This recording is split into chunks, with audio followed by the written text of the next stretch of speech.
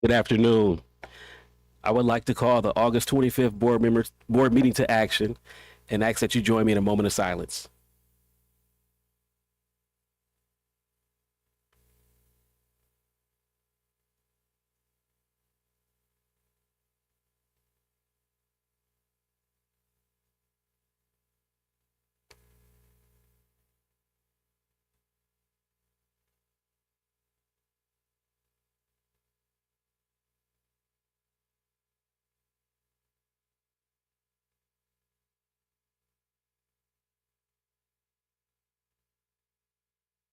Thank you. And now would you please rise and join in the Pledge of Allegiance?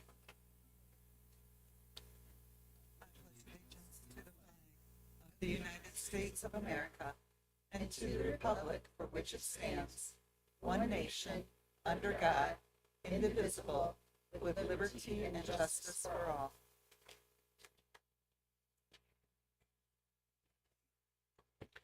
Thank you.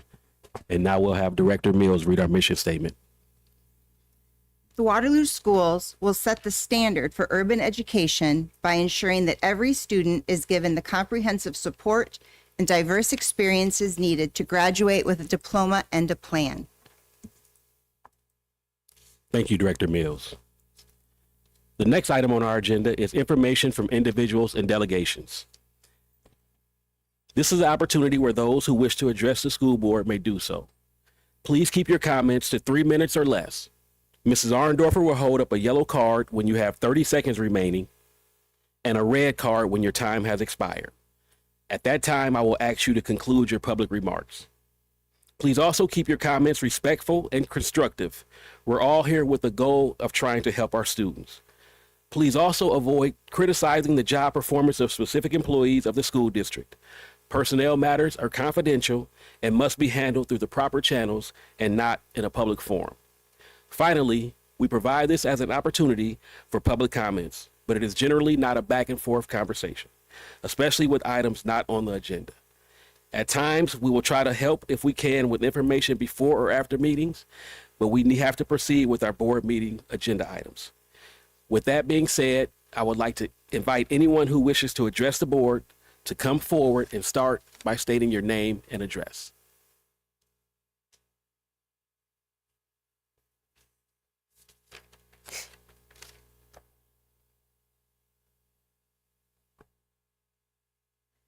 And can you make sure the green light is on?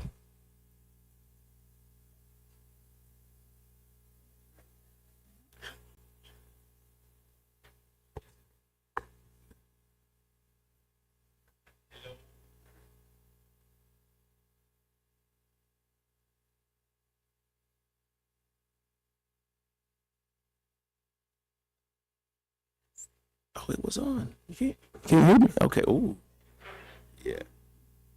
I ain't used to having a mic in front of me. My bad. My name is Sir Gardner. I'm on here on behalf of Junior Walk Football, and my address is 706 Home Park Boulevard, Waterloo, Iowa, 50701. And I'm here today because we've been having some back and forth kind of sort of with some of the pricing with our fields and some of the places we use to get our kids better at athletics. And we don't get much help from the organization that we coach for. And it's a lot of fundraising on our behalf, and it's expensive. And unfortunately, we know that the money for things that we have to pay for stuff, we get all that. But what we're asking is, can you guys help us as much as you can to keep prices low? I even asked for possibly having like maybe a flat rate of some sort, where no matter how many teams we have, could we just pay a certain amount each year? Because what happens is with us, we sometimes have to turn kids away because it gets to the point where it's really expensive. And I hate telling kids no, they can't participate with us, but at some point we get priced out of what we can afford as well. So, but we are fortunate the last few years, we've had a lot of donors, a lot of people that support us and help us out. I know sometimes on the other side of town, they don't have the same things that we have. I'm fortunate enough where I do get a lot of support, and I'm able to have a little more, I guess, a little more wiggle room what I can afford. So with that being said, I know they have tweaked and changed some things, and we are kind of happy with the pricing now, but I'm here as an advocate as well with my Kwan, because I'm all about Waterloo. I don't care if you're east, west, as long as you're a youth child in our community want to do a sport, I want to be a part of that to help push that narrative. So that's all I got. Thank you, Mr. Gardner. My name is Mike Maku. Address is 3002 Nile Street, Waterloo, Iowa, 50703. And just like Sir, I am the director of the Waterloo East Junior Trojans. So with that being said, by you guys being the school board, you know the situations for the kids that usually go to Cunningham, I won't say McKinstry, but Cunningham, Highland, and Lincoln.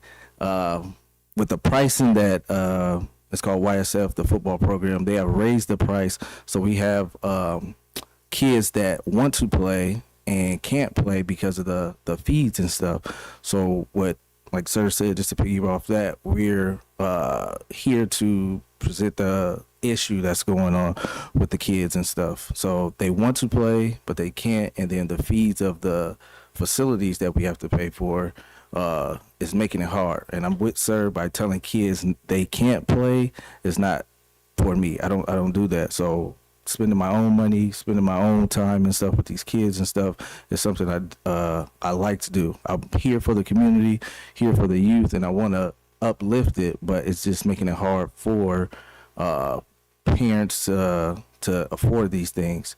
So we're here, together. No matter east or west, we're all Waterloo. We all one. In the future, we really will be one. But we're here to put this out there that a flat rate, so we can have kind of a idea what's going on, so the kids can, we can pay for the kids that need to pay for. We need to pay for it so they can have something to do after school. And I'm a big football guy, so football is just more to me, more than to running, tackling, catching, and passing. Football helps the kids with exercise, helps the kids with communication, as the state has went through where you can't have phones no more. That's a good thing. So football lets us have interaction with kids and all that and stuff. Kids face to face, learning, following, leading. So with this program, East and West program, we want to keep this going, keep it rolling, getting bigger and bigger, so these kids can have something else to do instead of being on cell phones or video games. Thank you. Thank you, Mr. McCool.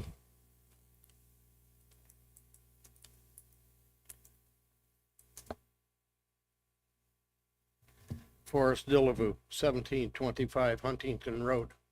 I am very concerned about the property that you folks are filling with clay at the corner of Huntington and Katowski, the northeast corner.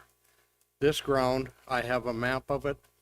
Some of it is in the 100-year floodplain. Every time you put a dump truck load of clay in there, this ground originally was wet in that corner, and you're filling from that corner northward and eastward. Every dump truck you put in there is forcing a dump truck load of water into the neighborhood. It will go east, and some of it will go down the waterway. Some of it will go northeast and go down to the corner of Garden Avenue and Wren Road, which under these heavy rains, which we get more and more often, we've seen it more this year than ever. And you folks are filling and filling and filling. And there's no safeguards for us down there. There is no storm water pump to pump that water over the levee. When the levee gates are closed, it's like being in a bathtub with a plug in it, and you're just going to fill us and flood us. I've lived there over 50 years, 60 some years to be exact. I know what it does. I've seen the water run across this field that you're filling, knee deep. There's 3 36-inch tiles that go under Huntington Road. They can't take it all that comes off the upstream side. All of the city storm sewers from University Avenue to the Blackhawk Creek most of them run in an open trench right there in that property you bought. Right now it looks like a mosquito breeding ground, that waterway. You're not good neighbors when you do that. You wouldn't feel happy if your neighbor raised the elevation of his yard a foot and let all his water run on you. And that's what the school is doing to the neighborhood out there. I've lived there most of my life. I know what it does. I've seen what it does. I've seen boats floating in that intersection I'm talking about, floating in the intersection.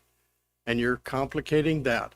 I know you're going to put a foot of black dirt on top of clay, but that's like taking a swimming pool, filling it, and then putting a little dirt on top. It's still going to hold the water. It's not going to go anyplace but out in our yards and down in our streets. Thank you. Please consider what you're doing. They've been hauling for 2 weeks, steady, as many trucks as they can run. Thank you. Thank you, Mr. Delavu.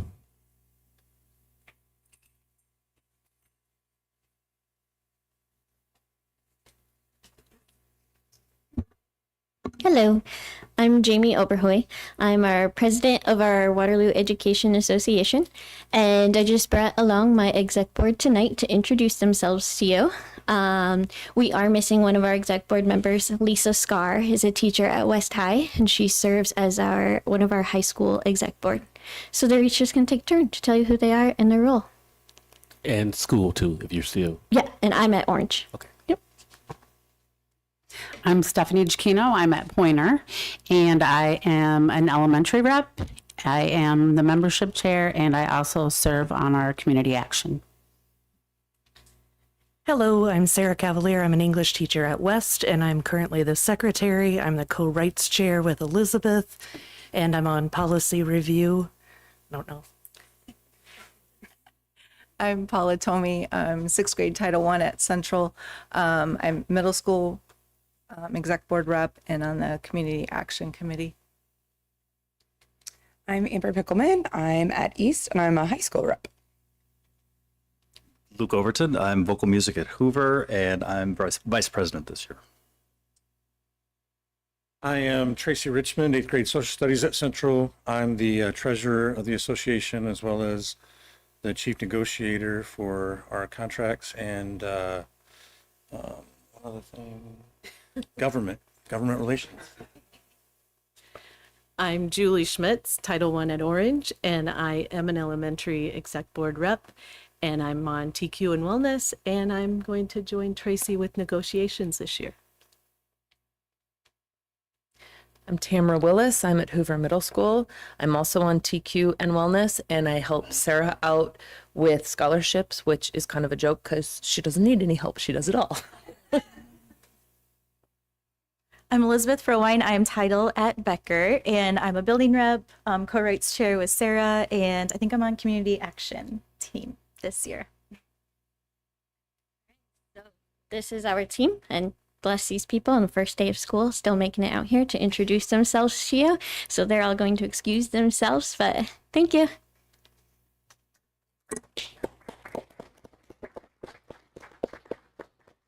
Jamie, could you send me a list too, just because I don't write fast enough to have written everyone down? Thank you. Thank you for your service before the next person, before you guys take off. Go ahead. My name's Alex Ritz. I'm a resident of Waterloo. My address is 2630 Manor Street, Waterloo, 50702. And I was here to urge the board to maintain language that specifically includes gender identity in the proposed policy 104, the anti-bullying and anti-harassment policy. I worry that complying with the recommendation to remove the list of protected traits or characteristics of the individual, which includes gender identity, from the policy sends a message that we might not be intending to send to some students.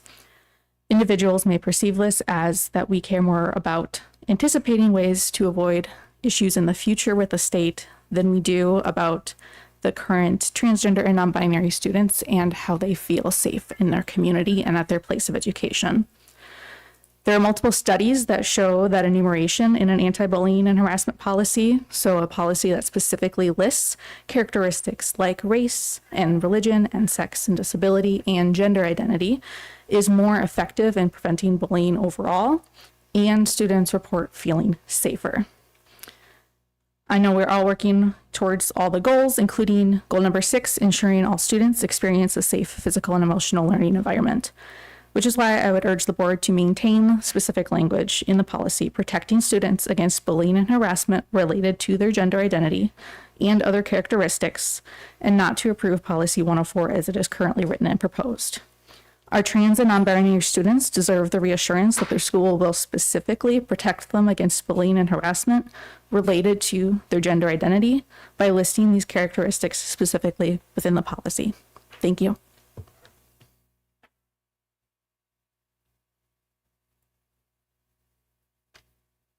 Thank you.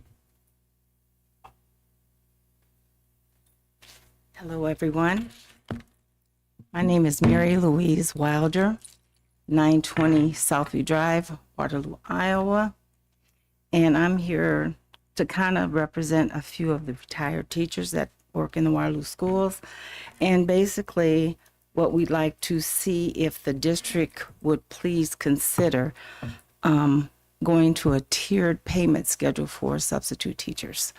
A lot of the teachers that are retired, some still have their license, some come back to help the district in many ways and many capacities. And when we look at the overall picture of substitute teachers and what they do for the district, and when you compare it to a new student that's just newly graduated from UNI, the comparison of the work does not work well for us. I mean, we are retired. We have years of experience. We have multiple different types of degrees. And then we're asked to do the same work as a new student from UNI and get paid almost the same amount. And what we're asking is that maybe if it was a tiered plan, when you could look at maybe going to look at their experience-based, even their performance-based, or even talk more about contracts for retired teachers. We come to the district, we don't get any bonuses, we don't get any cost of living increase or any of those kinds of things that a regular teacher has. And all we're saying is that we would like to see that if it was a tiered level, so you would have newly students out of UNI who are trying to get into the teaching profession on a regular basis to have entry level. And then you could have certain teachers who have worked, maybe have their BAs, who have retired and wants to come back and work for the district. And then you would have teachers who maybe be in a master category, who still have their license, and maybe just consider what that would look like for us. So I know there's a lot of different things that you can do to Google search, find, but we would really like for you to look into the idea of doing a tiered level, so you'd have entry, medium, and then maybe the higher ups. So thank you. Thank you for your email. That was yours as well, wasn't it, Ms. Wilder? Okay, I'm glad you were able to come. Thank you, Ms. Wilder. Is there anyone else that would like to address the board this evening? Going once, going twice. All right, we'll move on.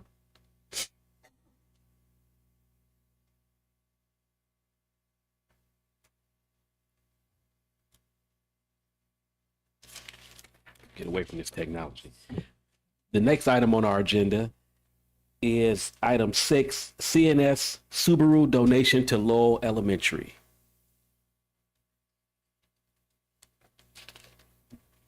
It is the superintendent's recommendation that the Board of Education acknowledges and accepts with gratitude the $3,000 donation from CNS Subaru through adoptaclassroom.org as presented. So moved. And we have Principal Carrie Heiserling here to tell us a little bit more about this. Yeah, so we have been super lucky like the last 4 years to be able to come to you and ask for you to accept this donation. The CNS Subaru car dealership has chosen Lowell to get that that donation every year for the last several years, and we give $500 to each grade level team, kindergarten through fifth grade. So each team gets $500, and it works really slick. Like they just can go online and order from certain websites that the company, the Adopted Classroom, has set up, and they order what they want, and just gets sent right to Lowell. And it's been a great help just to the teams to be able to get some things that they maybe normally wouldn't get. So thank you for each year accepting that donation from them. And we always thank them profusely as well for just choosing Lowell to be able to receive those funds. So any other questions or anything? Can you explain the Adopt a Classroom just a little bit so people know what it is? Yeah, so my understanding is that Adopt a Classroom is through Subaru, and so I believe, and I don't know everything about it, but I believe like each car dealership maybe that has Subaru, they get to choose a building or a school that they are able to then allow to give those funds to. And so CNS has chosen Lowell each year, and we've been able to use those funds for lots of great things in the classroom. Yeah. Any other? And I love the way that you split it up amongst the grade levels. That's good. Yeah, that Thank you. saves a lot of Yes. Good even number helps. Yeah. Well, because ultimately they just say you can choose 6 teachers, and I'm like, I don't really love that idea. Yeah, so we do it by team. It works great. Yeah. Yeah. You're doing great with it. Thank you. Yes. Thank you. We had a great first day today, so can't complain. Good. Yeah. Do we have any other questions, comments? Okay. So we're ready to vote. So all those in favor of approving the superintendent's recommendation, state aye. Aye. Any opposed? Chair votes aye. Motion carried. Wonderful. Thank you so Yeah, much. I we're appreciate it. grateful as well to Subaru. Thank you. No problem. So Absolutely. and CNS as well. So Yes. thank you. All right. Thank you.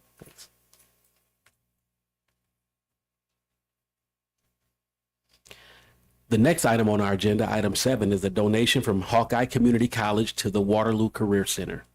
It is the superintendent's recommendation that the Board of Education accepts with gratitude the donation of 3 vehicles from Hawkeye Community College for use in the Power Tech Academy program at the Waterloo Career Center. So moved. And it looks like all 3 vehicles are in good condition for their intended educational uses. I believe we've received this before. Yes. So, hello, I'm Daniel Bradmer. I'm the auto tech instructor out there at the Career Center. I've seen a few of you out there, and we love everything you guys do for us out there. I invite those of you that haven't been out there to see what we're building out there. It's an awesome thing. So, yes, we did get 3 vehicles from Hawkeye last year, and some of those vehicles were in pretty rough shape.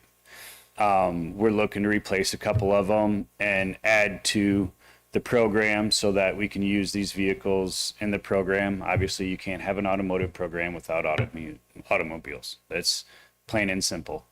I know I've been working closely with the instructors out there at Hawkeye, and they say every year they replace a couple of their vehicles.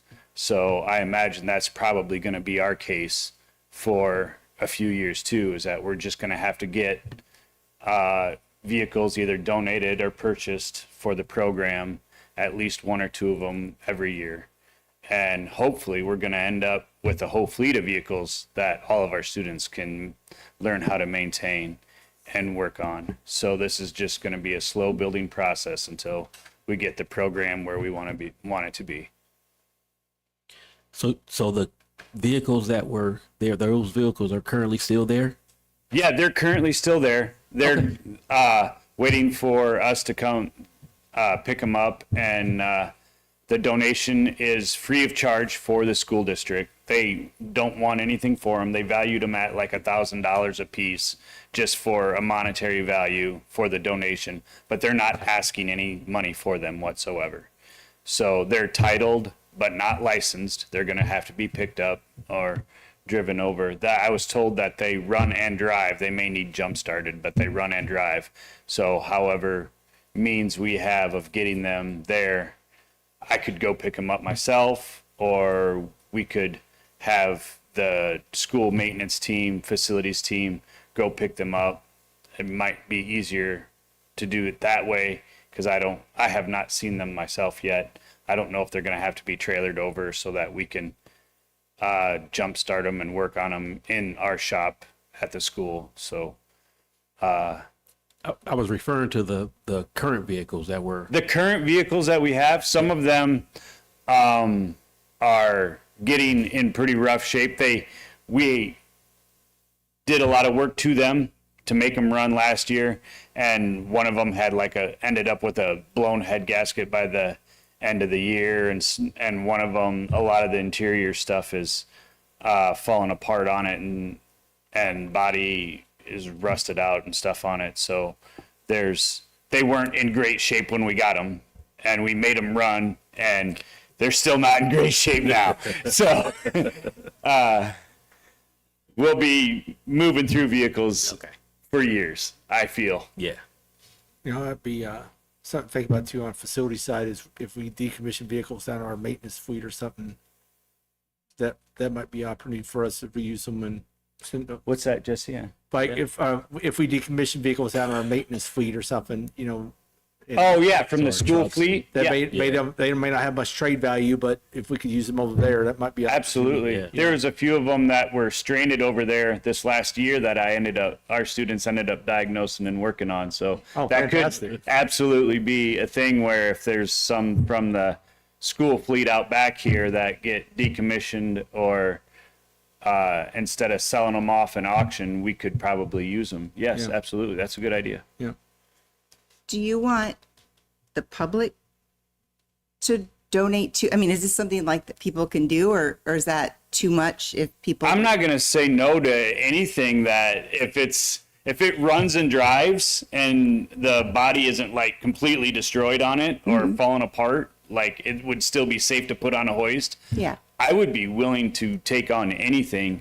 To my knowledge, that like there's like a $2,500 cap or whatever on certain stuff in order to make the paperwork easier or whatever. But if there is something that you guys know about that someone is just like, hey, I want to, or even if CNS or something comes up and says that they could donate something, I would not turn it away if it's within reasonable standards, I guess.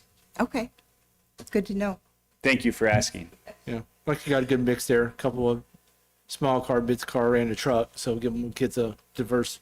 Yeah. We got a van and a couple of SUVs, a wagon, and a couple cars now. So we're getting a big variety, and I would like to expand on that as much as we can.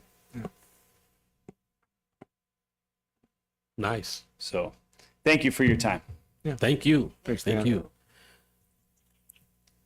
You got something, Lyle? Yeah. Okay. So all those in favor of approving the superintendent's recommendation state aye. Aye. Aye. Aye. Any opposed? Chair votes aye, motion carried. That brings us to the next item on our agenda, our consent agenda. Tonight's consent agenda consists of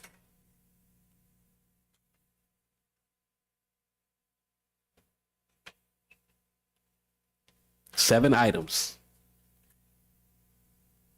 Item 1, approval of minutes of the August 11th, 2025 regular board meeting. Item 2, personnel appointments and adjustments.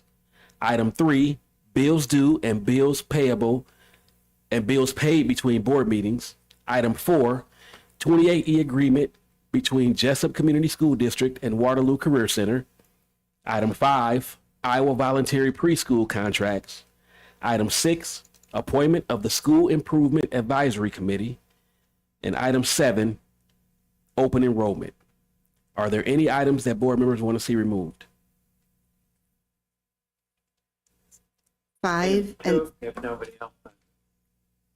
what do you say? Item 2. 5 and 7, please. Yeah, we got you, Lyle. Item 2, personnel appointments and adjustments.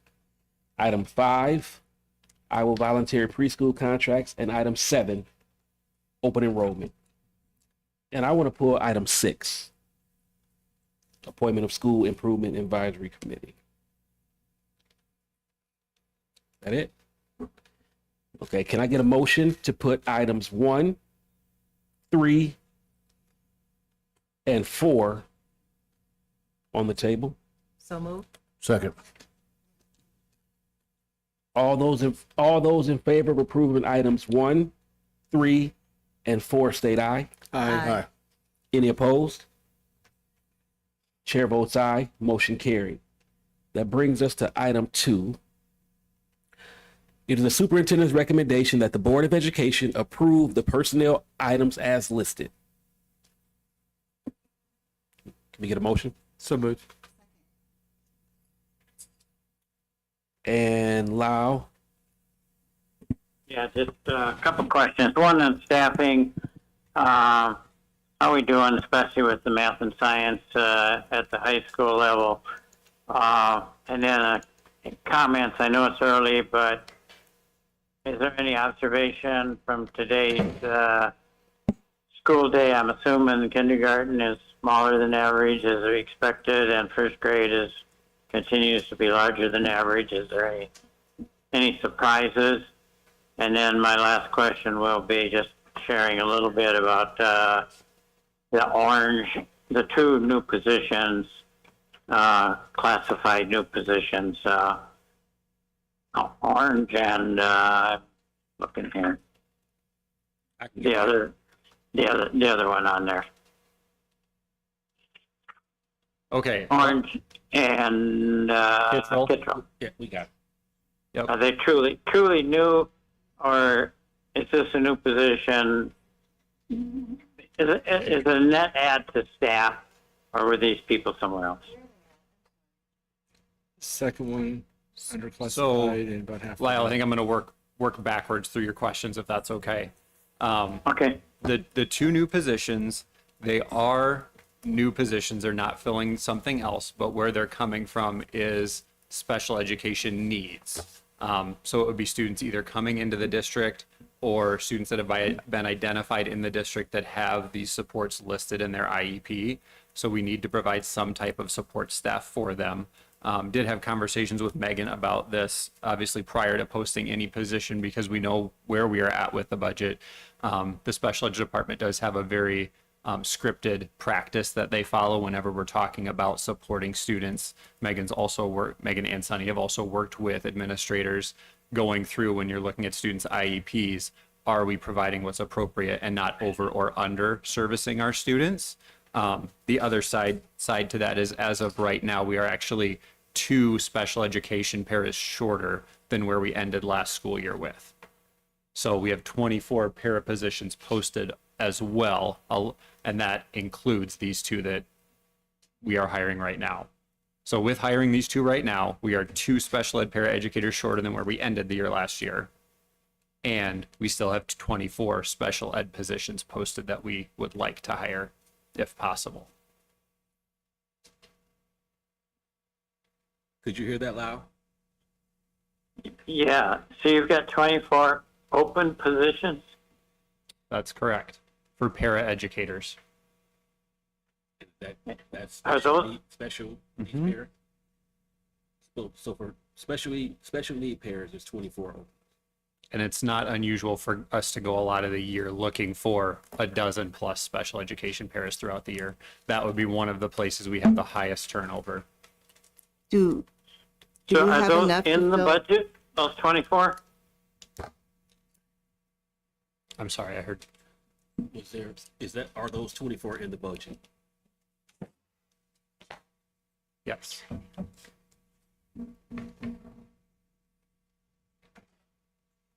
Megan, do you want? Megan. Yeah, will you repeat the last question to me? Are those 24 special needs pairs that have openings, are those currently in the budget? So is it budget? So that would include any resignations, any new positions. That would be total. So it would be a combination of both. So the answer would be yes. All the positions other than these 2 new ones are in the budget, already in the budget. Please repeat what JC just said. Those 24 that you were referring to are currently in the budget. Yes. They just haven't been filled yet. All right.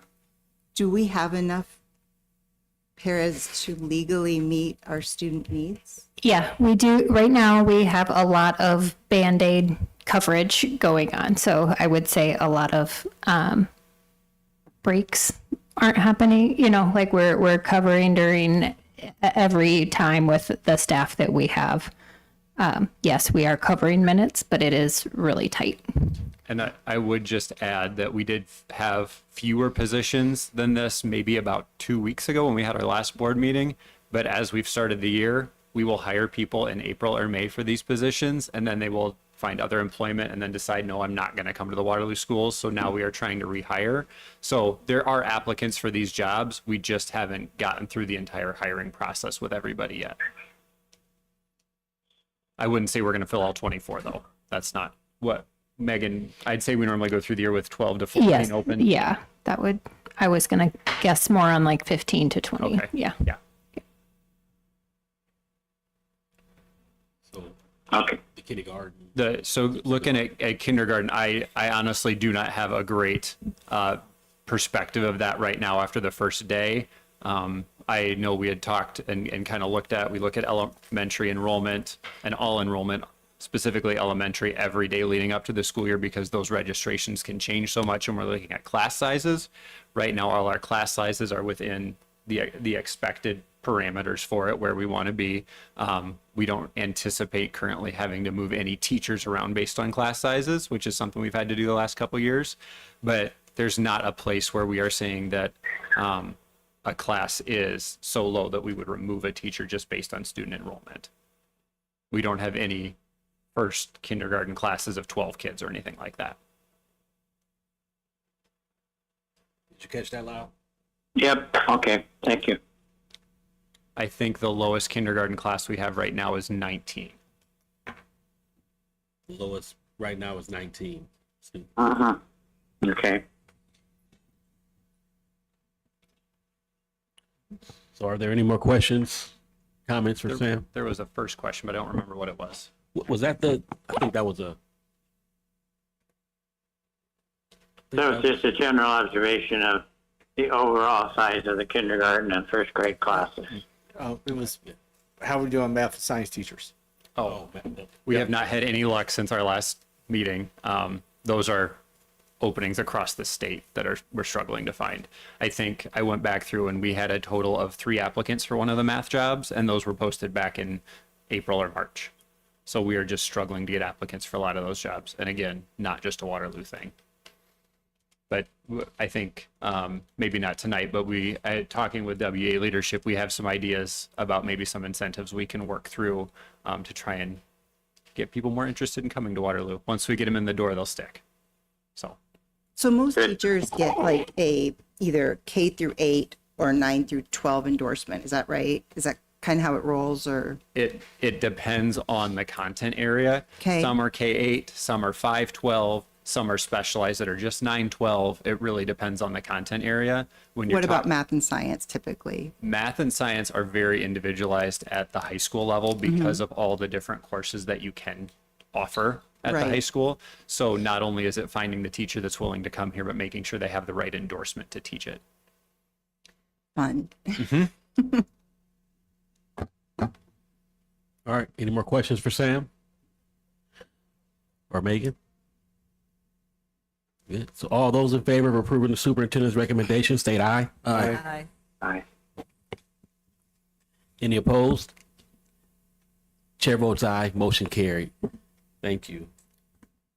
Thank you, Sam, Megan. So that brings us to the next item on the consent agenda.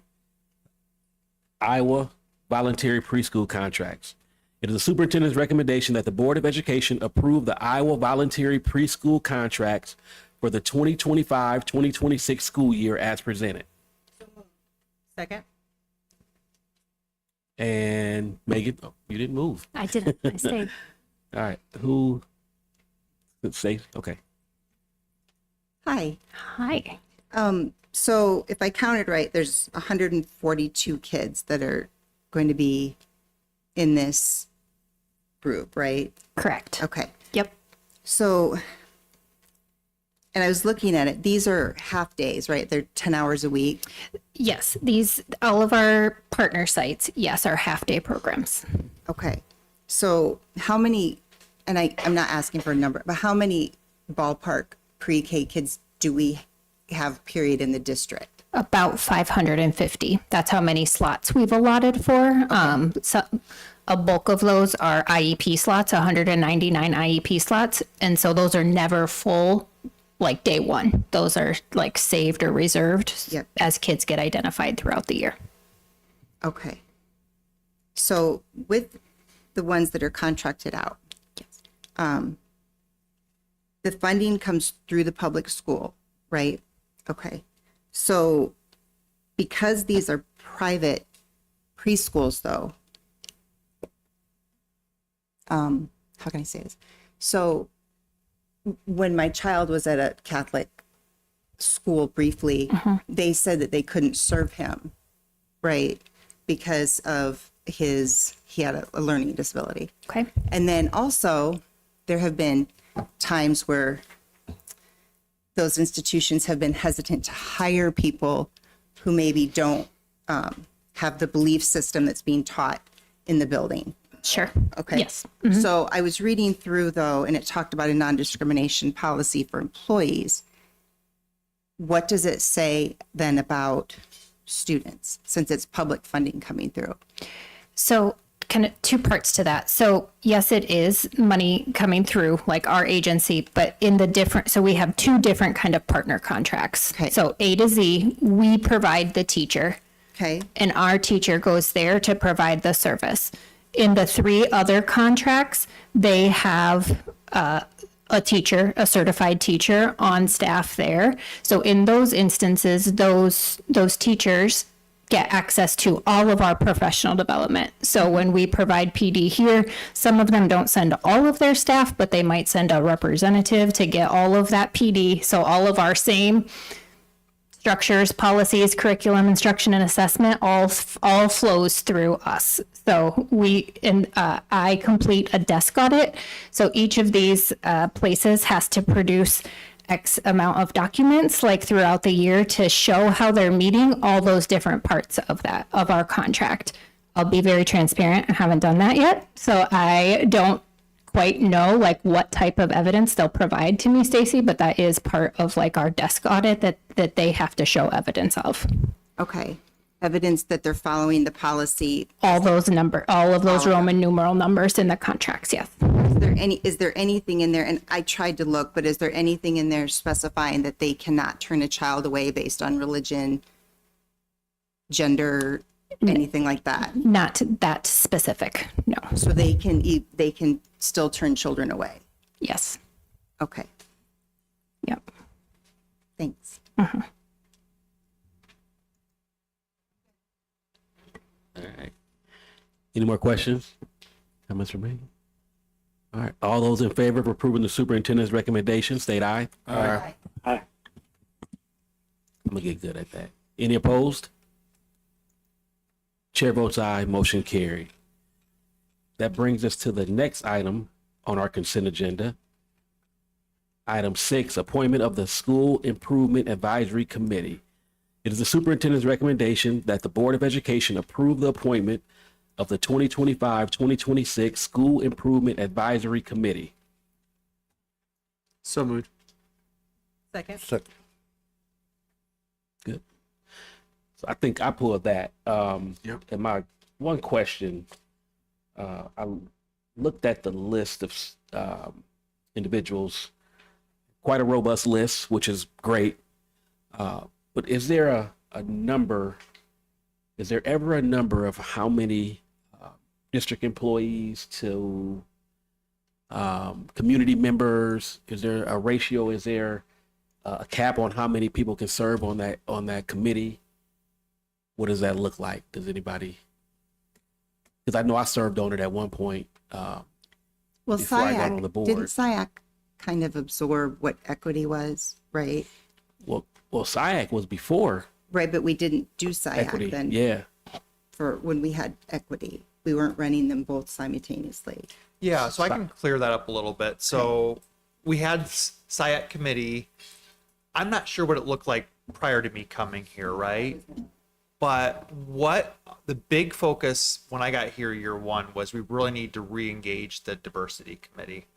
So I reached out to the state and I asked them, can our diversity committee serve as the SIAC committee? Can that be the same thing? And they gave me the go ahead on that, as long as we did a few things and it was focused around data.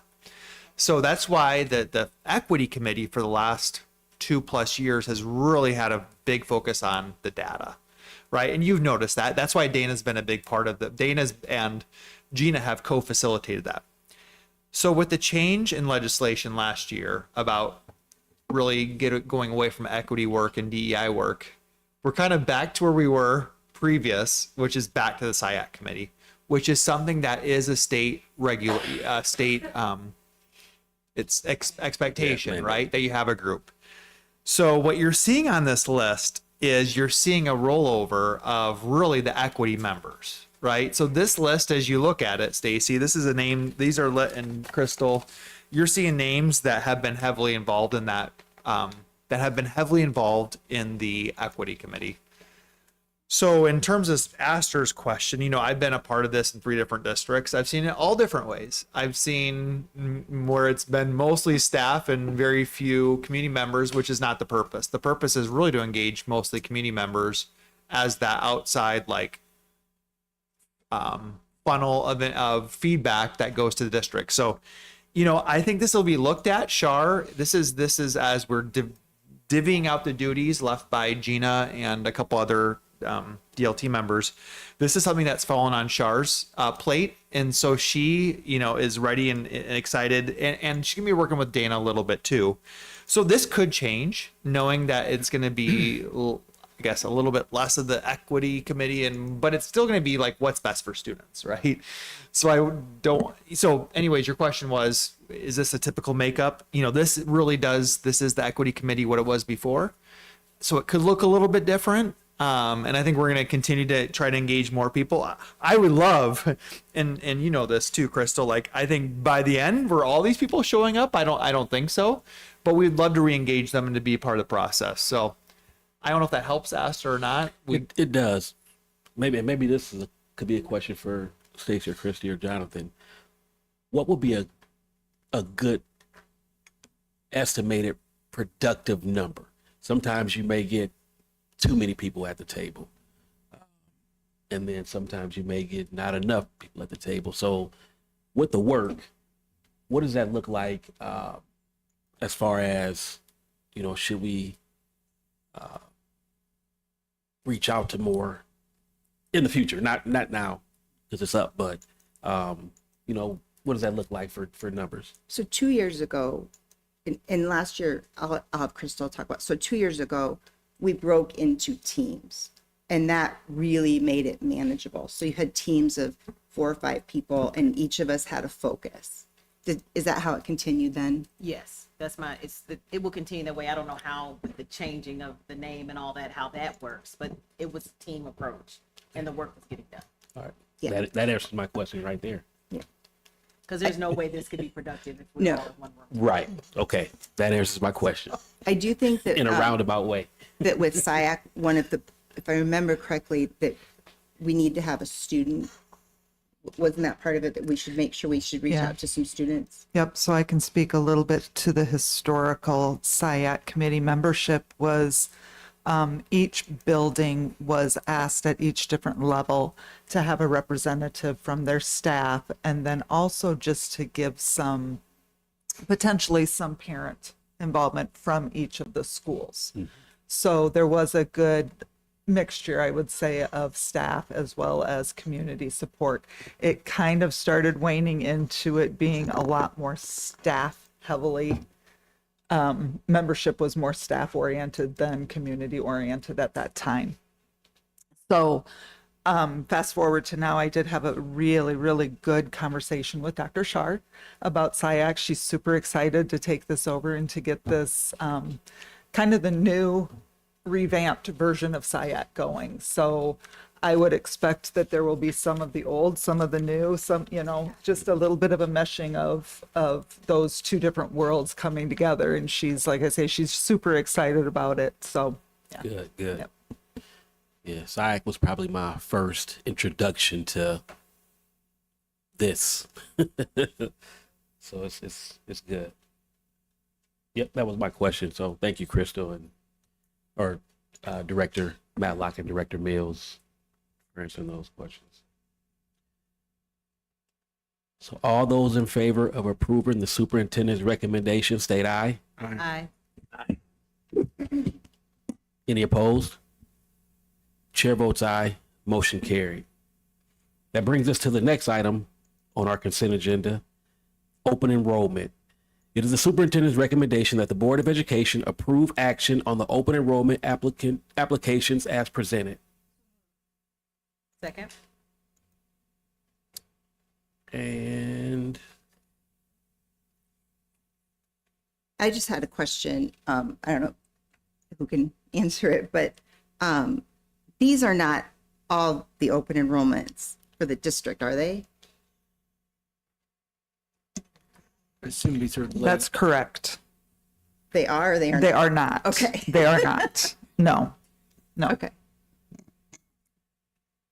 And that's about all I can tell you. Okay. Okay.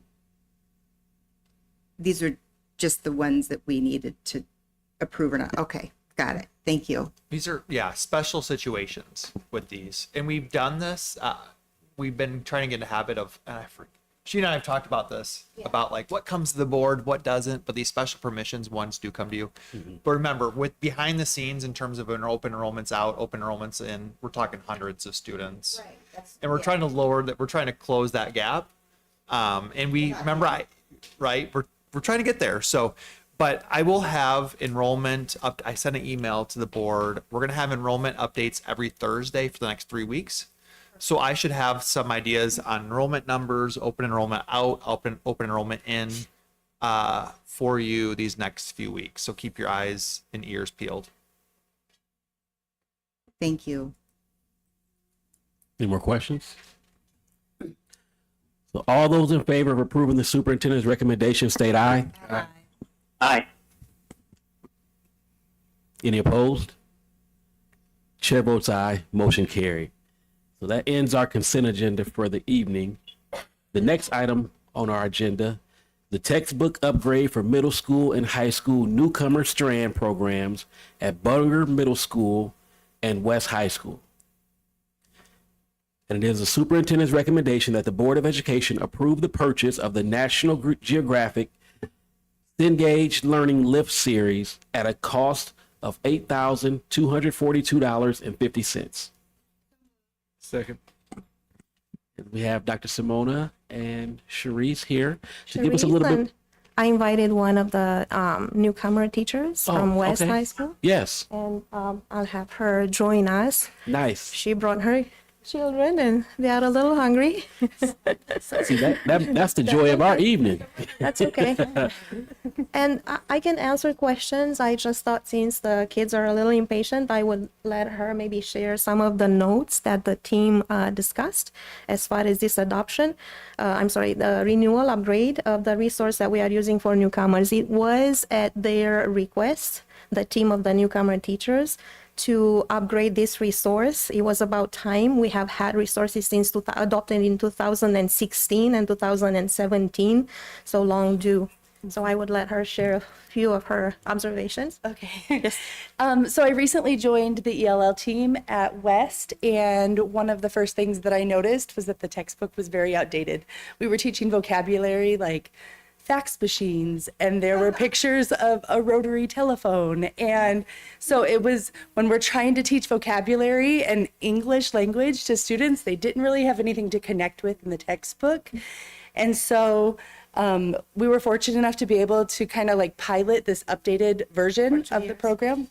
And so the difference was huge. All of a sudden it was relatable. It aligned really well with the program that the higher level ELL students are using. that they use to transition out of the ELL program. We have like essential questions for each unit that was missing in the previous version that ties with theme and just higher level thinking as well. And so partnered with the online version that is also with this updated program. The students found it much more engaging. The online part of it is a review of what we teach in the classroom. They have an opportunity to listen to different things that we've talked about in class. So they practice their listening skills. They get to do the reading. They get some time to like write answers. And one part that I really like is they also get to verbally respond.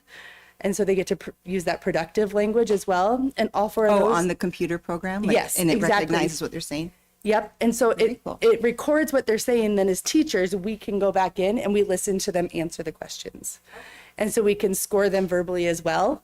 And those are all four of the domains that we use for the ELPA testing, which is what we use to hopefully transition students out of the ELL program. So we found it really beneficial and very needed. If the options of this updated program are going back to what it was, we really don't want to go back to what it was previously. But Definitely not fax machines or rotary phones. I mean, I almost said rotary cell phone, but I haven't seen one of those yet. Can you state your name as well? Sorry, Emily Miranda. And you're at West High, you said? Correct. All right. Yep. And this is Evelyn. Hi, Evelyn. Hi, You Evelyn. make sure, Evelyn, next time you come, these people up here bring you some candy too. Thank you so much. And she also had a great first day of school. Oh, fantastic. Okay. Any other questions for me before I step out? Is the high school one, the exit one that you said, the higher level, is that the same? I mean, is it the same publisher or different? It's the same publisher. It's just Okay. a slightly different program. Okay. My perspectives, right? Yes. Oh. Oh my goodness. You gotta All the share. names are out there, so if you're gonna start. Yeah, you gotta share. There you go, girl. Just kidding.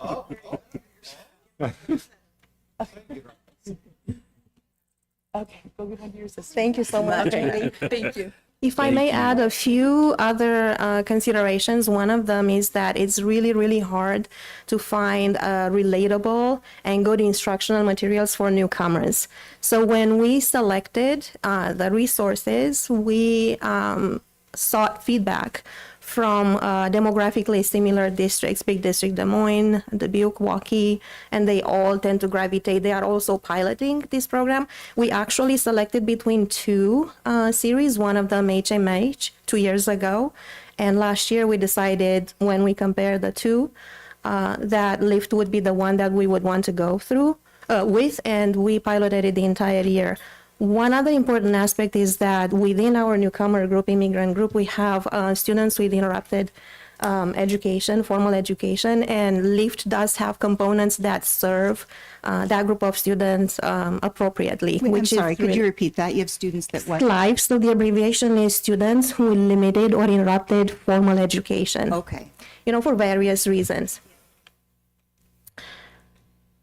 Questions for me?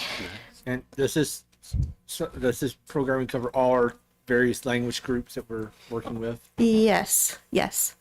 They are both Bunger and West. They are very diverse linguistically, and it doesn't cater to one language group or another. It just serves well the students who come with very limited English. And also another important consideration is the fact that when we think of the other groups, we would love to have piloted all of the levels. We love these updated, upgraded, new pictures, you know, more contemporary and all of that. But in the current climate, financial climate, we cannot afford this. But LIFT speaks to the culture of the country in a way that the newcomers need to learn more about. So say students would have been in the country for 2 or 3 years, they would have been exposed, they would have been immersed, they would have had different exposure to the content and the culture. But this LIFT helps the newcomers acculturate into the United States. Can you give an example of what you mean? It means that, for example, it speaks to U.S. government. It speaks to banking. It speaks to practices and services and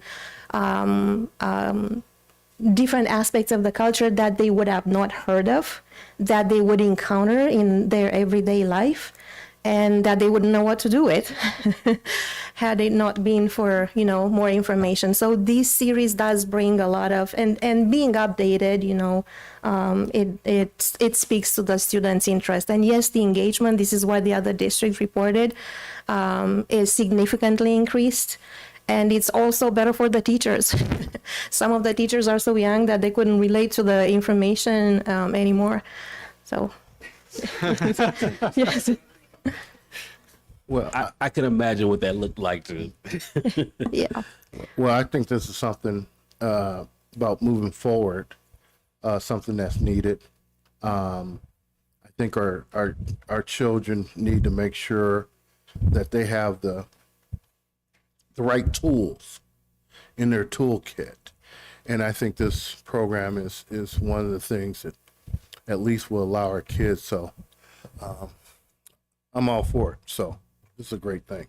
Yeah, I mean it's challenging, you know, as is English as it is. It's, you know, it's, you know, with my work, there's two different things. You know, we have English here, we have English that's known throughout the world, whether you're in Europe or in Yes. Asia, and you know, you got to Yes. realize the context that they're running English from UK, Yes. not from America, and so it's, you know, there's words we use here and phrases that, you know, you got to really kind of avoid because they won't understand the context of it. So I mean that context very important, because if you use metaphors that they don't understand, then you're not going to get, you know, response you're wanting. So I mean that's a challenge ever. That's a great point. And one interesting thing is that what we are seeing at West High School, we are seeing a lot of speakers of English who are not born in the United States, like Liberian English. Yeah. You know, so even if they mark it as English, we do see those differences in the classroom. So there is the need to, you know, bring it all together and, you know, expose them to American English. Yeah, I see it with India. If I work with groups in India, same thing. Yeah. You're used to Yes. British English, not American English. So. Yes, correct. So it says instant access. Does that mean that, is there a hard copy or no? Or is it just online? It's all online? It's all online. So there's no hard copies, right? Well, we did have some hard copies, but we can do without the hard copies. It's a waste of money, and you know, we would need to renew those every year. Whereas, Right. you know, we met with the rep and we discussed what the teachers wanted. They had questions about how is this going to be used appropriately, and how am I going to be able to plan a lesson and have access to everything that there is. So then we selected the online components that serve both the teachers and the student. It's, you know, it's just amazing. Like, you know, you think, I think about my own kids who went for college, and you know, oh, I only had to spend $100 on textbooks. I'm like, you know, I think 30 years ago I had to spend $100 on one textbook. Yes. You know, that's not considering inflation now, and you know, the digital platforms. You know, almost everything they have is Well, is yes. digital platform. To give you something to think about, when we adopted for both middle school and high school in 2016 and 2017, the cost was $42,000 for all of those resources. Now, in the meantime, the demographics changed. Because of the demographics change, we changed the mode of instruction. We went more into co-teaching, so we didn't need that many physical resources and to spend that much. And unfortunately, at that time, the adoption was for 6 years. We are not doing that anymore, because every year, and you know, it's kind of challenging to make projections. So year by year, we decide what we need, and so we spend more judiciously for the students that we have, as opposed to what we think. Yeah, it's hard to predict 6 years down here. Yeah. So for 42,000, that's a pretty good. Yeah. To 4,700. Yeah. Do these update then on a regular basis, their platform, or is it just the There same? is a platform. It comes as a package with a platform that we access, so that it's embedded in the cost. So what I mean is does theirs, do they update it on a regular basis? Oh, They yes, do? we have Okay. tech support. Yes, we have tech support and reps ready to help. I mean, like if a new gadget were invented, content it would get put in there, is what I mean. All of the time, yes. Yeah. Yeah, we have professional development embedded into the purchases, and they are very responsive. National Geographic is. These are the resources that Lyle had wanted us to have all along. He wanted a different new textbook every year so that it was updated every year, and now we get that. Right, Lyle? Well, hopefully when I come here next year asking for the same thing for everyone else, you'll say yes. Yeah. I do have a question, and that is how long are students typically in the newcomer program, and what's the criteria for transitioning into regular? So these are two overlapping terms for us in Waterloo. We go with the federal definition of what newcomer means, and the federal government has a definition for immigrant, which means someone who's not born in the United States or Puerto Rico or Guam, I believe. Someone who scores 1 on English proficiency, and someone who has not been in a U.S. school at all at the time we start tagging them as newcomers or immigrants. So technically they are tagged as immigrant for 3 years. However, with good instruction, intensive instruction, which happens at all levels, even if we have strand programs just at Bangor at West, we have newcomers/immigrants at the elementary level.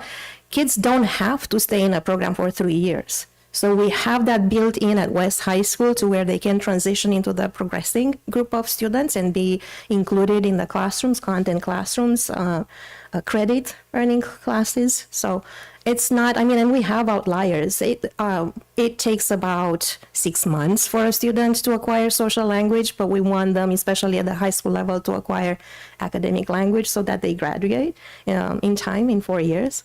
And so, again, wait. So when they're a newcomer and they're in this program, they don't earn any kind of credits? They can.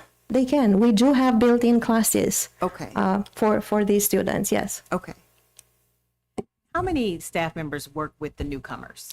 So there are 4 teachers at Bangor, and there are 7 teachers at West, and I'm counting everyone working within the program because at least the program at West is tiered. So we start with 0 language to progressing to transitioning and to progressing and to advance.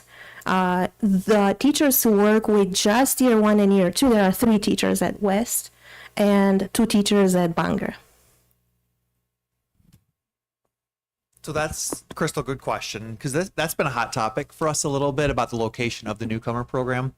So we've got competing, again, kind of those competing priorities a little bit. So when I say competing priorities is we feel like it is in the best interest of our kids to have the newcomer program in one location at the secondary level, right? So Correct. one at Bangor, one at West, right? So in theory, great idea.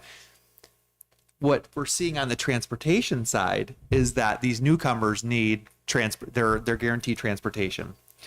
So this is a conversation we had with Astor and Lyle and Jonathan last week was we're trying to limit the number of bus routes, right? But we have forever been the district of meeting the needs of the students. We've got so many newcomers. I forget how many hundreds of newcomers we have. Well, right now, up to this point, and I'm counting the 3-year, the ones who qualify for 3 years in the United States. So students who came in 23, 24, and 25, about 350, of which 110 are at West and about 52 are at Bangor. And the rest of them are at the elementary level, spread out. And so we've got 160 kids that have to be, regardless of where they're at, they've got to be transported to Bangor and to West. And so we're talking about that. Like, is that we think it's best for our kids to have all those staff in one location, to have all those students in one location. And that's currently the plan for this year. I mean, we'll keep talking about it, but that means that buses are having to go, and we talked about this is the example I was talking about with Astor in our meeting before this meeting, which is, we changed the West bow tie. The West bow tie has gone away, but what me personally, underestimated was how many students we still have to go and pick up in the East boundary and take them back to West because they're a newcomer. So that's just one of the things, just for full, we're trying to get those bus numbers lower, but we're also trying to honor the work of the program, which you look at the ELPA, the scores, you look at the assessment scores, it's working. Do we consider breaking those groups apart at the expense, or no pun intended, of trying to rein in our busing costs. So that's been a very tricky philosophical conversation that we're struggling with a little bit. So I just want to give that, as we're talking about the locations, that has been a conversation. Do we look at splitting those up? I don't know if it's best for the kid. Would it save us some bus costs? It could. But would it increase staff costs? So, would it increase FTE? Like, would we be able, and that's a big question. Do we have enough people if they're all in one place to then split and run two programs, or would that require additional people? So yeah, there's a lot of variables. And so Simona knows that's on our radar. It is. Is like that. Is there a possibility here? You know? There are possibilities, and we are discussing, and we will continue to discuss the situation with having the newcomer programs in two locations. Now, there are two aspects to it. One of them is that the programs are our pride because we are the only ones in the state with strand programs. So we had districts visiting us. I get constantly questions or questions addressed to the counselor at West. We have a counselor too. So that is one aspect. The other one is that everyone is trained to educate these students. So it's not a matter of having more staff. It's just a matter of being more strategic about how we place them and how we look at their scores. So for example, within this group of students who score a 1, that 1 can be a high 1, a middle 1, a lower 1. So we are looking at all of these aspects to decide, who would benefit most and who would benefit most from being integrated into a progressing group of second language learners. So we would not increase the staffing. We would just look at how we serve them and where. Yeah, I would just add, we just timely had a meeting this week in the teaching and learning department that involved both elementary and secondary director in conjunction with curriculum and Sam discussing that same thing. With FTE and knowing that the programs and where they're located, is it a professional development opportunity on our end to build more capacity with all teachers, right? To ensure, knowing that our ELL population has doubled since we first started the new program, the newcomer program, when that was a thing where our numbers were in a certain space. Well, now you are seeing those numbers grow. So is it an opportunity for us to reevaluate the program and instead of FTE, but really build capacity in our current staff?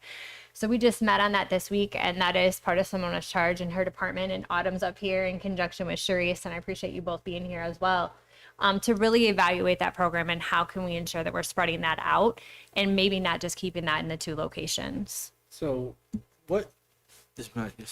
I won't get too far in the weeds here, but at the same time, okay, thank you. Yep. So how much different is the instruction, say, if you have a newcomer that is, say, 6th grade versus 9th grade? Is that instruction for that part of it pretty similar for the language part of that? It can. It depends on the profile of the student. It depends on where they are academically as well, and if they have academic gaps. And so it can be similar, it can be very, very different. Okay. It's very individual.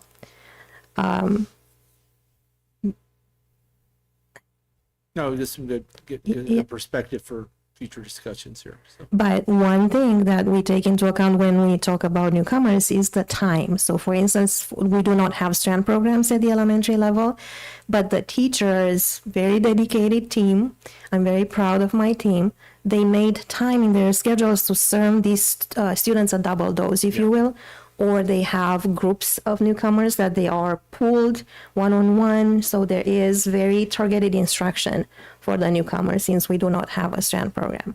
So strand program just means that they're in a classroom all together? Yes and no. It means that all of the newcomers are going to a building that has a specialized way of instructing them. Okay. No one else in the state does that? No. Everyone is looking for ways to serve the newcomers because they are everywhere. The demographics may vary within the state, but everyone has these newcomers, urban districts. Yeah, so we have these conversations frequently. When did the newcomer strand program start? So we started maybe 9 years ago. West High School has always had a tiered instructional system of instructing all of the students, and then I want to say 2017-18 we looked at that tier program and we tightened it. So we added courses. We were looking for teachers who are endorsed in content areas so that students can earn credit, graduation credit. So a lot of the teachers at West have this double endorsement, content area and ELL endorsement, which is why actually one of our challenges, you cannot get that easily everywhere, you know, to provide classes that help them to graduate on time. Has there been a significant difference in the newcomer development then using this approach? Yes, I want to say yes. We see differences in language acquisition from year to year because, you know, evidently from 0 to something, you see that something, but they are just, you know, they're graduating. They're performing in classrooms. We are seeing individual success. We have even outliers. I want to name here Obed, who was at, he's our staff right now. Yes. So his sister is our staff right now. So these are our kids. Yes. Yep. It might be good, maybe some point in discussion, Jared. We get maybe a heat plot of where our newcomers are residing within the district, kind of. So you to think about transportation piece first of where they're residing, and and maybe split up by, you know, like middle school, high school kind of thing or something. So, Yeah, I'll be interested to see that as well. yeah, Just what locations? yeah. Yeah. Any more questions? All right. All those in favor of approving the superintendent's recommendation, state aye. Aye. Any opposed? Chair votes aye. Motion carried. Thank you. Thank you. Dr. Simona.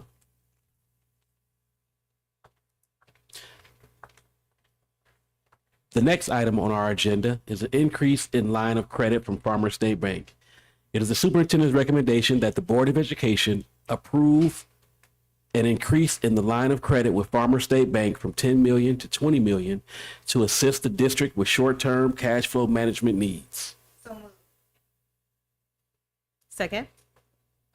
And JT can give us a little bit more information on this. Yes, so if you remember back in February, the board approved a $10 million line of credit to help with our short-term cash flow needs. The ask tonight is to increase that from $10 million to $20 million. Just for review, our biggest revenue sources are state aid payments and our property taxes. Our state aid payments are distributed by the state September through June, and usually they come about the 20th of each month.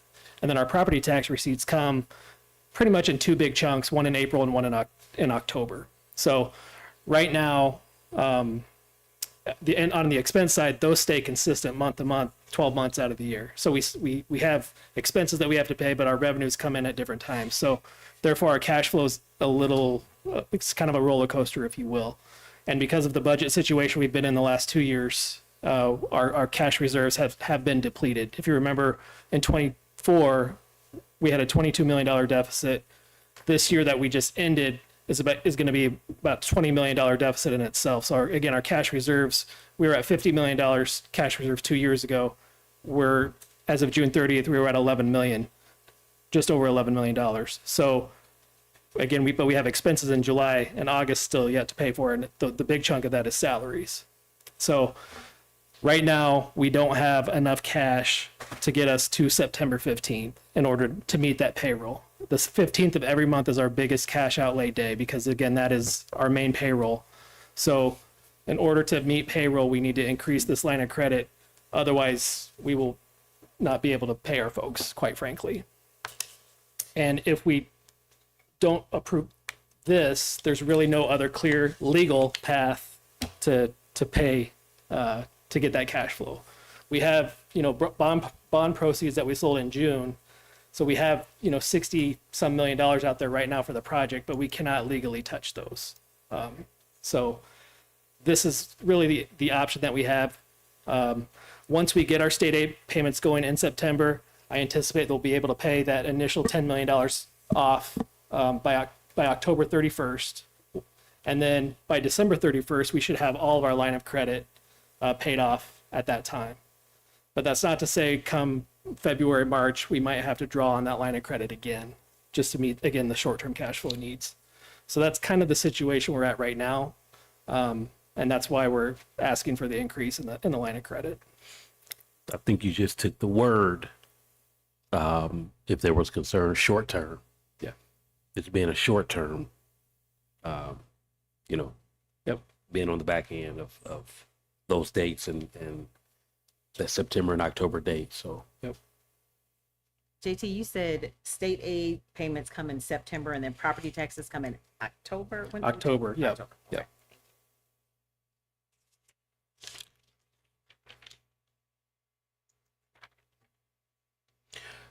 are there any questions for JT? How long do you anticipate us needing to do this before we're solvent enough to not need to? Yeah, and that's a good question. If so, we're taking a multi-year approach at mitigating our financial crisis, if you will, right? So, our budget reductions that we approved are over a 2-year or 3-year period. We did some this past year. We're doing $10 million this year and then another $6 million next year. We increased the property tax rate significantly, and we actually reduced it from what we initially said we were going to do. So, again, it's a multi-year approach. Do I think we're going to have a balanced budget this current year? No, I think we're still going to be in a slight deficit. Is it going to be 20 million? Absolutely not. We're not going to be in that deficit. We're going to chew into that quite a bit, and then by fiscal year 27, that's when I expect our budget to be balanced at that point. So again, a multi-year approach to the financial situation we're in is more realistic than really getting it in this one year swoop. Is there any way of having this kind of visual to us as board members of what you just mentioned? Yeah, and that's what we're working on right now. Our main priority is our last year fiscal year is still open. We have to keep that open 60 days after year end. So we don't have final numbers yet. We're working towards that to meet our state reporting deadlines. Once those reports are filed with the state, we'll be able to give you those actual numbers at that time, and then also be able to build upon the projection model that we have. The district actually does have a projection software that they've used, and I've used before in other districts, but it's been dormant for the last 2.5 years. And so it's going to take a bit to get that built back up and get the data in there that we need to in order to really hone in on projections and give you really good data. But that's a focus of getting that back. Absolutely. Yep. It's needed. Why was it dormant? Just with the transitions of the CFO. I think previous CFO from 2 or 3 years ago, that he knew it inside and out. And then when the baton was passed, in that quick turnaround, there was just no way for my predecessor to be able to keep that up. So it's What's it called again? I'm sorry. It's called Frontline. It used to be called Forecast 5, but it's a product through Frontline Analytics. And it does what exactly? It helps us project out our budgets, 3, 5, 10 years down the road, and it's a more detailed, robust program than what we would get through ISFIS or any other. But it needs background to build on. Yeah, so we have to upload our data from our software, and that hasn't been done for a couple of years. And then once we finish this current fiscal year, we'll get that data in there, and then we'll start being able to kind of put in the assumptions that are needed for us to get, again, a much better idea of projections. Okay. Does that make sense? Yes. Yeah. Yep. A lot of sense. So, are there any other questions for JT? Thank you for your work on that as well. So all those in favor of approving the superintendent's recommendation, state aye. Aye. All right. Any opposed? Chair votes aye, motion carried. That brings us to item 11, self-insured workers' compensation letter of credit. It is the superintendent's recommendation that the Board of Education approve the renewal and increase in the self-insured workers' compensation letter of credit amount with Farmer State Bank from $1,280,000 to $1,730,000.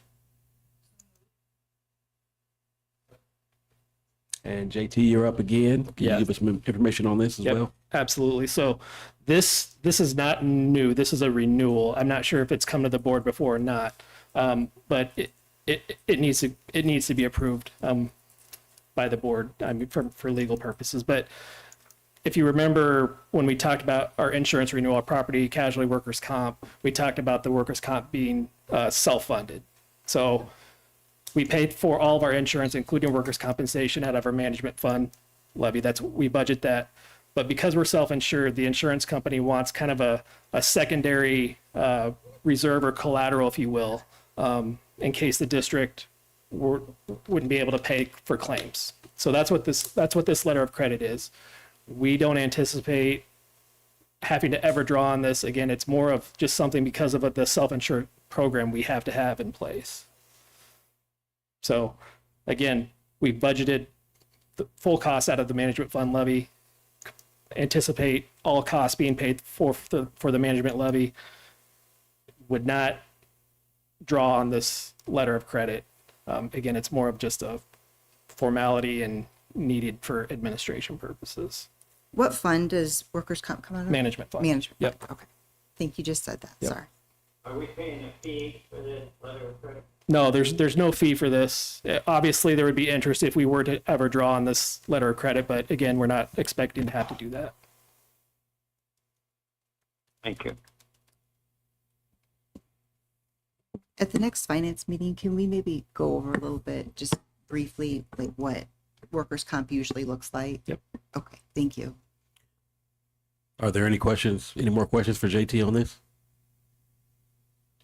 All those in favor of approving the superintendent's recommendation state aye. Aye. Any opposed? Chair votes aye, motion carried. That brings us to item 12. Board policy changes, second reading. The superintendent's recommendation that the Board of Education approve the following policies: anti-bullying, anti-harassment policy, open meetings, child abuse reporting, abuse of students by school district employees or volunteers, employee conduct and appearance, licensed employee qualifications, recruitment, selection, classified employee qualifications, recruitment selection, compulsory attendance, chronic absenteeism and truancy, school safety assessment team, high school graduation, student health and immunization certificates, goals and objectives of the education program, pilot, experimental, innovative projects, basic instruction program, health education, teaching about religion, academic freedom, district-wide assessment, religious-based exclusion from a school program or activity, homeschool assistance program, technology and instructional materials, accountability, test integrity, test preparation, school ceremonies and observances, animals in the classroom, student production of materials and services, and community use of school district buildings and sites and equipment. Second. And our very own Pam Arndorfer is here to answer any questions. And these policies were presented for first reading on August 11th.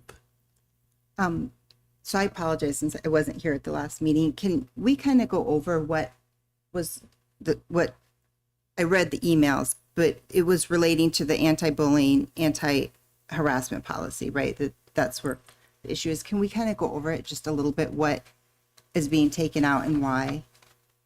So all of the policies before you it's all recommendations by the Iowa Association of School Boards based on legislative changes. So, are you referring to the gender identity questions that have been coming? Okay, so that policy was actually changed back in the spring. Yeah, So gender identity has not been, and I would have to go back through these again to see if it was referred to in any of these, but those, that was all changed back in the spring, again, based on guidance from IASB as it relates to gender identity being taken out of the Iowa Civil Rights Act as a protected class. It was removed from the Iowa Civil Rights Act. Yes. Yes, Senate file, and I want to say, I don't know the exact file right now, but it removed gender identity from, I can look it up for you real quick here. So is gender still protected or just sex? I mean, let me pull up the. But so I was looking on page 72, one of the things being taken out, it says trait or characteristic of the individual. 418. It says included, but is not limited to age, color, creed, national origin, race, religion, marital status, sex, sexual orientation, gender identity, physical attributes, blah, blah, blah. So yes, gender identity was still in this one. But we're taking out all of them, essentially. So we're just not defining it, right? That's a change in legislation, which is why it's changed in our policy. So by legislation, we don't list who's protected or who, basically, so this is just saying you can't target anyone, period, right? I'm trying to understand, like, why taking this out, what that benefits and how it is still making sure that students are protected then. And Pam, you mentioned about this is pretty much by recommendation. And so we're really trying to play within the rules that there is. Right. And so there's a change, and here it is. I think the recommendation, I think it would be kind of nonsense if we went against recommendation of the legislator. I'm not suggesting we don't. I'm asking, the question is by taking these, so by taking them all out, is that just to kind of cover then that even though everything was taken out, everything is, nothing is being limited as to who's protected and who's not? Is that what the purpose was for removing all the list? It sounds like it's Senate File 418. Right. And it states Senate File 418 is the Iowa bill that removes it. That removed But what? it's Just gender identity. Okay, but it didn't remove everything else, right? But it's still considered a protected class under the state civil rights law. Okay. Is what it states in the legislation. Federal law or state? State. The state. This is state. So that the act and the law are different, but which one matters then? It just sounds like determine out the wording. But I mean, which one applies, the law or the act? Like, which one trumps the other? The law. I would assume, but So we are following the guidance of what yeah, IASB is sending out, which is all vetted through Ehlers and Cooney, which is their attorney. right. So it is my understanding that the law, Senate file, changed that law. So gender identity is no longer a protected class. So then it is being taken out of policy across the board that is not a protected class. And so the IASB is removing everything then. So we're just trying to act in compliance with what the law is stating. When you're looking, so I think you're looking at page 72 where it's taken trait or characteristic of individual. Yep. Okay, that is based on what the definition, again, in the law, the legal changes of what the definition of harassment is.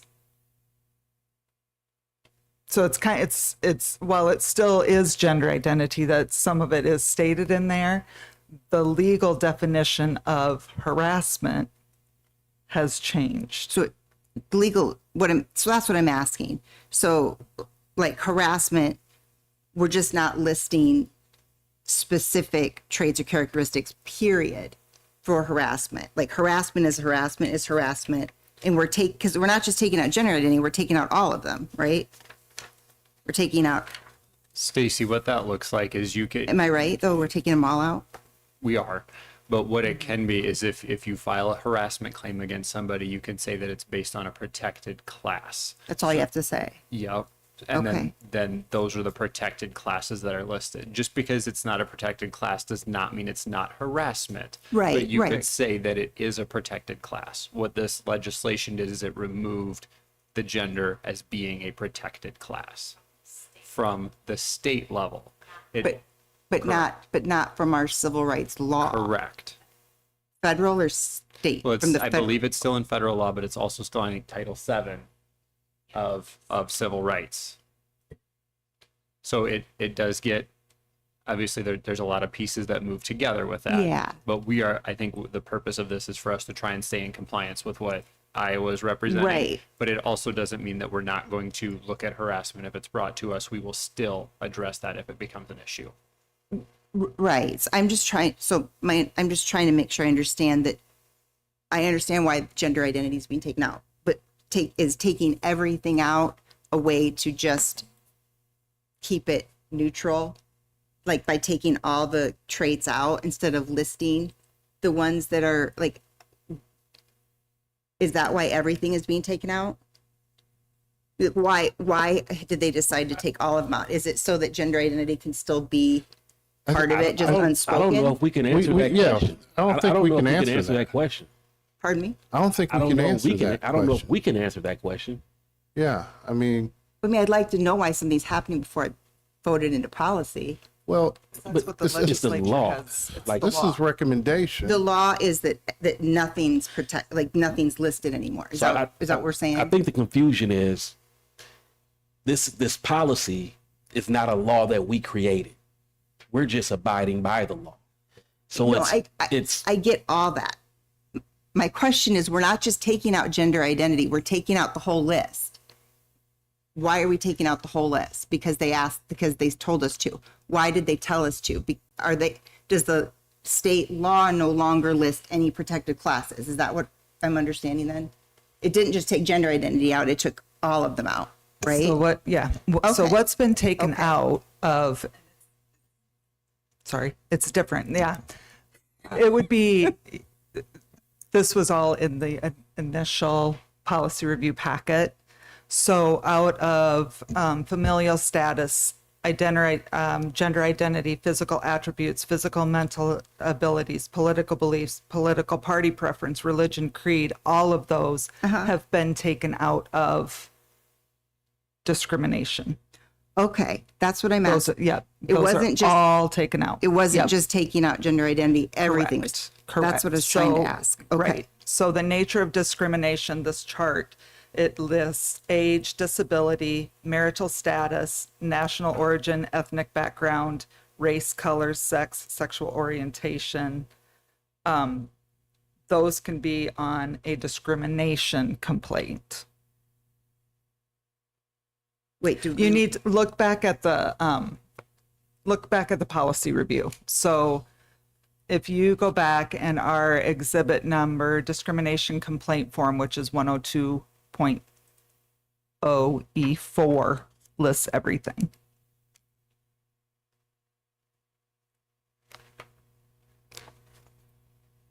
And then anti-bullying, anti-harassment has a different set of what can be filed against.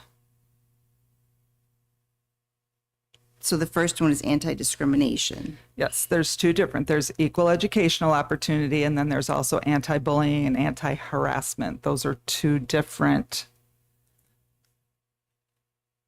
exhibits that lists that chart that has all of the things in there that somebody could file a complaint in regards to. So that will give you some further information on, I think will answer your question more fully. Okay. But taking these out you can still file, you can still like Sam said, you don't have to list why, right? Okay. Okay. Just so you know, Director Mills, I've been questioning this as well, especially with the two or three individuals that came to our last board meeting, our one tonight. I do think there needs to be, not necessarily with us because we don't make we did not make that law. But I Right. do think, I'm wondering at IASB if there's going to be more conversations around this, because there have been districts that have said they're not going to do it. Right. And so I'm wondering if there will be some further discussion that's happening down the line with other school boards discussing how this all operates. And then how do we reaffirm our students and our families and our district, our community, that all of our students are supported? So I actually put that question in, how do we reaffirm to our Right. district that all of our students are supported in every aspect of these new laws that are coming down? So I think there'll be further discussion. I just don't know if we can do anything about it on our level, because Right. we're following the recommendations that are given to us. But I do think higher up, there will be some, I personally believe there will be some more conversations focused around all of this, in my opinion. And I would agree with that too, Crystal. I think as I look at it and I read it, it doesn't feel good to me. Right. Right. But I also believe that we as a district have to follow what the law states we have to follow. That's my personal opinion. So I agree. I mean, I don't want to be looked at in history as I just followed orders, Sure. So sure. Okay. And So- I am just reconfirming with our local attorney. Right. Yeah. On all of this as well, just to, kind of see where we're standing on everything. When we vote, can we please pull and vote that one separately, or is it too late now that I already said we already did the recommendation? And You can amend. can I amend to just vote on that one separately? No one has to agree with me. I just personally want to vote on it separately. Hold on. I have a somewhat similar question on 211, the open meetings law, page 76.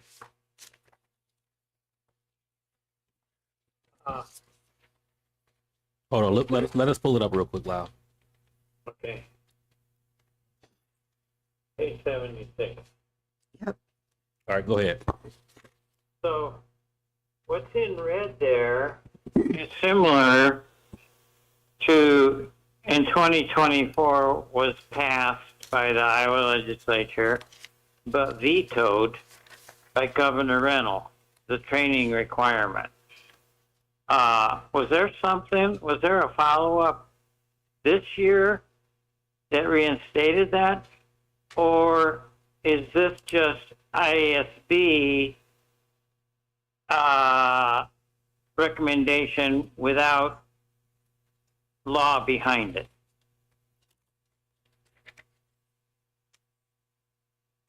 This is a recent recommendation from IASB. This just came down this summer. But it's not because the proposed law, again, that was vetoed, had the same wording in it, saying you have to go to these training courses. So my question is, because that law was vetoed in 2024, May of 2024, was there a subsequent, I'm not aware of a subsequent bill in this last session that said all this training is required? So my question is this actually based on what the law is requiring, or is IASB just saying, well, that's a good idea? Again, it's my understanding that this is based on the law changes. And I can I'm looking I can it up. look back So, and see. I'm looking up the legal code. Yeah, 706, Lyle, is what I'm getting. In 2025, the Iowa legislature passed House File 706, which amended Iowa code to require newly elected or appointed public officials to complete training on Iowa's open meetings and public records laws, chapters 21 and 22. Is it in the code yet, though? I'm looking at the legal reference that's listed. So And there's no reason not to get ahead of it. I'm just asking. I'm getting the citations I'm getting are from IPIB, Okay. This was signed into, yep, June 6, 2025, House File 706, Okay. signed by Kim Reynolds. So they brought it back again and it passed, even though it was vetoed the previous year. Yes. All right. Sorry, it just took me a minute to pull up that from IASB, that communication. But yes, it was signed on June 6, 2025. Okay. Do we have that course then? Do you know it? Do we have it? Like, At the meeting that I attended with IASB, IASB and several other organizations are working on a course. And that's something that we have talked about, pulling the board together after board elections sometime in December to review. And we really felt like it would be a good thing for the entire board that's what I was going to ask. to get in on and just learn about the open meetings law. Okay. Yep. So we're working on that. Okay, I'm sorry. Can I amend then the recommendation or no? What do I have to say to try to? So you can do a friendly amendment Okay. and just remove that. 104. Yep. Remove that one, that particular one, and vote on that separately. Okay. What do I need to say? I would like to make a friendly amendment to remove item 104.0 from the recommendation to vote upon separately. Yes. And then Crystal would have to agree with that. Aye. Yes, you just agree. I agree. Yep. Yes. Yep. Okay. Okay. So read the whole recommendation. Okay. Yep. So you're going to read the whole recommendation without that policy, without that one in there, and then you will read I'm sorry. do another one on that separately. Yep. Okay.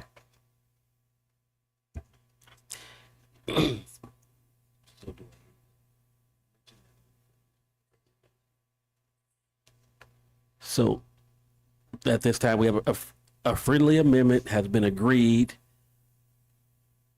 on policy 104.0 to be removed. So the following policies have been reviewed by the district leadership team and the policy review committee and are being presented for second reading. The policies were presented for first reading on August 11th, 2025. I'll read that one. That's that for. Okay. And it's the superintendent's recommendation. Oh.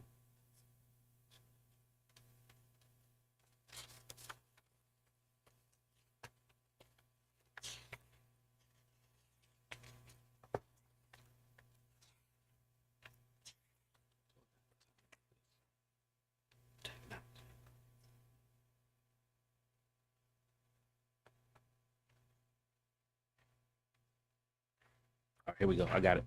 Got it. It is the superintendent's recommendation that the Board of Education approve the following policies: open meetings,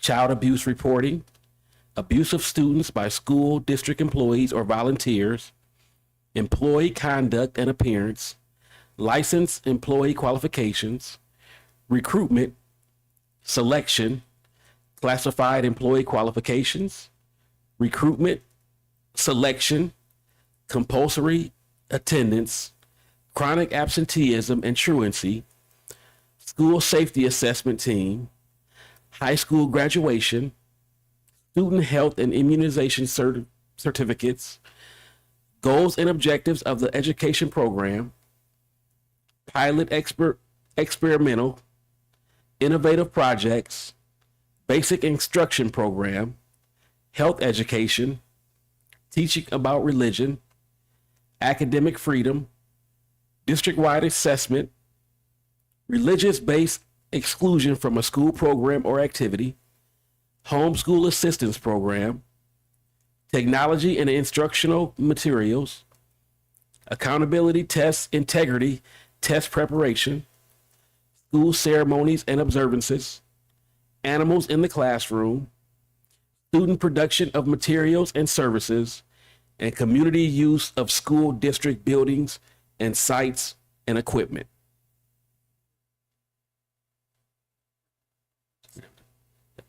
So all those in favor of approving the superintendent's recommendation state aye. Aye. Aye. Any opposed? Chair votes aye. Motion carried. Okay. Can we get a motion? The superintendent's recommendation is that the Board of Education approve the following policy: anti-bullying, anti-harassment policy. Second. All those in favor of approving the superintendent's recommendation state aye. Aye. Any opposed? Aye. Chair votes aye. Motion carried. Yes. Okay. All right. We'll get it together. I appreciate y'all being patient with me as well. So, all right. So that ends our action items, and now on to the superintendent's report. Okay, well, lots going on. First day of school today. So yeah, I had a chance to check out. I mean, our district leadership team was out and about. I think we probably hit almost every building when we all of us together. So just some really fun vibes. I mean, good. Just the energy in the buildings is on a whole different level on the first day of school. Just had a great chance, just really enjoyed our visits to the buildings and just seeing all the students that are back. Now, remember, today was just kindergarten, first, second, sixth, and ninth, kind of our transition years. And then all other students will be back tomorrow. But the staff have really appreciated, and I've gotten good feedback from our staff, as well as some people who are outside the district in terms of the way we kind of ease into things a little bit with students, giving sixth grade and ninth grade their opportunities to kind of get used to the buildings. And then just the elementary students going through all the expectations around the building, regardless of what grade they're in, was pretty good as well. So some really good things going on there today. We're excited for tomorrow. So, and had a chance to do an interview with KWWL, and they said, what is your one thing you want to tell the community? And we tell them every year, which is make sure to get your kids here. First day of school for most kids are tomorrow. Some people forget. They think it's after Labor Day is the first day. No, it's tomorrow for all other students. So love to have you here and going. And the other thing I wrote down was, hey, this Friday night, football season's here, right? Iowa State with a big win on Saturday, but East-West football game is this Friday night. So make sure at the Unidome. I am not sure who is considered the home. East is the home team. West is the away team. And we've got, I can't remember if Janelle was here. She'd be able to remind me exactly, but we're getting the bands out there as well. So I don't know. I can't remember if that's just East and West or if it's just East since it's East home game. I can't recall. Just East, okay. Yep. But either way, it should be a fun night. It's neutral site, I guess you could say, out at the Unidome, but we're hoping to see a lot of people there. And we're looking forward to school being in full swing. And what better way than to celebrate on a Friday night a big East-West game. So those are my two updates. Thank you, Dr. Smith. We'll start down here on my left. Welcome back, Director Mills. What time is the game? I'm sorry. 7 p.m. Thank you. Well, 5 p.m. for the JV, fresh soft JV. JV. Yeah. Okay.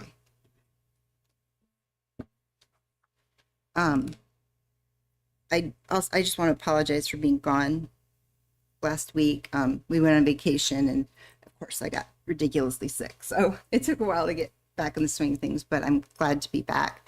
I didn't really have an update so much as I kind of want to, I'm not putting Amy on the spot. If you could just tell me how the library situation is now that we're starting school. Absolutely. And I think if they were here, I saw a few of them today in schools, and it's a transition for all of them and still working through the newness of that. Having the Rolling Star, we don't have everybody in session right now, but they've been just a force behind the scenes working together to figure out a new way.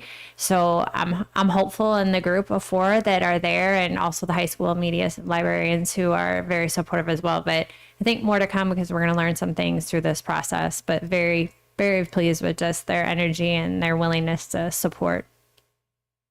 So have they started working with I'm going to call them LAs from now on because it's just cool, the library assistants. So has that training then, did that just start today then, or I don't know when? Yep, to my Parrish- knowledge, I actually had a great experience where my daughter saw one in the Hoover Library today. good. So I know for a fact that Sheena was in the library over at Hoover, and they did a rotation of just introducing the 6th graders to the library so they knew and familiar with it. Yeah. I don't think anything formal has started yet. Okay.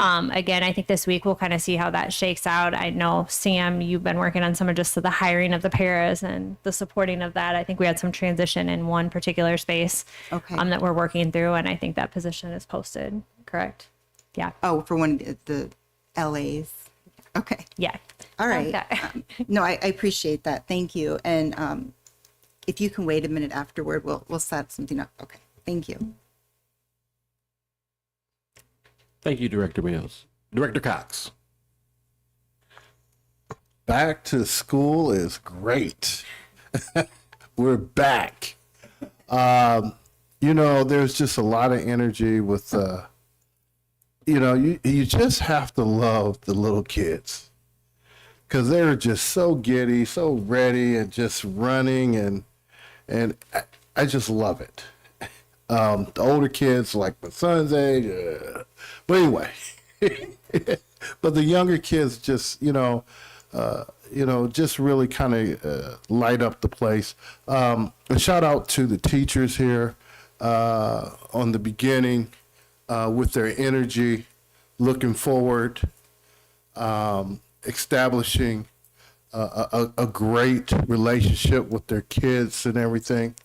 So this is the beginning. How we would like to move forward is up to us, and I think that at the kickoff at the start, I think that Dr. Smith, you did a great job on just kind of getting them ready and everything. And I thought also at the kickoff, it was good to hear some of the work that the organization Trio does, and all the different organizations under that, that they have, because I don't think teachers really kind of knew. They heard of Talent Search, they heard of, Upward Bound, they heard of that, but I think it was nice, Asta, that you kind of went through that and gave a nice overlay of that. So I'm gonna tell you, I'm excited to get back into school, and I know teachers are excited. We should all be excited, and let's do it.